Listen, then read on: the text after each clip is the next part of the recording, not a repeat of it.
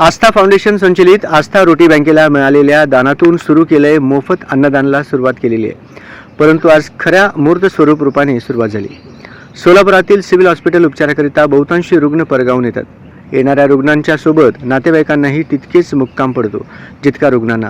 खरं तर सिव्हिलमध्ये येणारा जवळजवळ प्रत्येक रुग्ण हा आलाखीच्या परिस्थितीतून पैशांची तरतूद करून वेळ प्रसंगी नातेवाईक उपाशी राहून इलाजाकरिता येतात.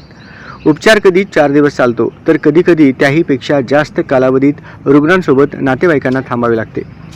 वाढत्या महागाईमुळे येतानाच घरातून अन्न घेऊन येतात, परंतु ते आणलेले अन्न 1 किंवा 2 दिवसातच खराब होते व हातात इतका पैसाही नसतो की दिवसातून 3 वेळा बाहेरचं विकत घेऊन खावं. ही गंभीर बाब लक्षात येताच आस्था रोटी बँकेने सिव्हिल हॉस्पिटलमध्ये दररोज अन्नदान करण्याचे ठरवलं. भावना फक्त हीच, रुग्णांसोबत राहताना त्यांनी स्वतःची काळजी घ्यावी.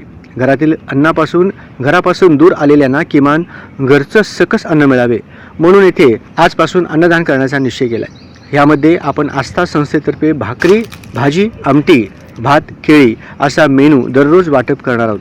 आज अन्नदान करण्यासाठी आस्थाच्या सदस्य माननीय अनिल तालीकोटी, साई माचरला, पुष्कर पोकळे आदी उपस्थित होते.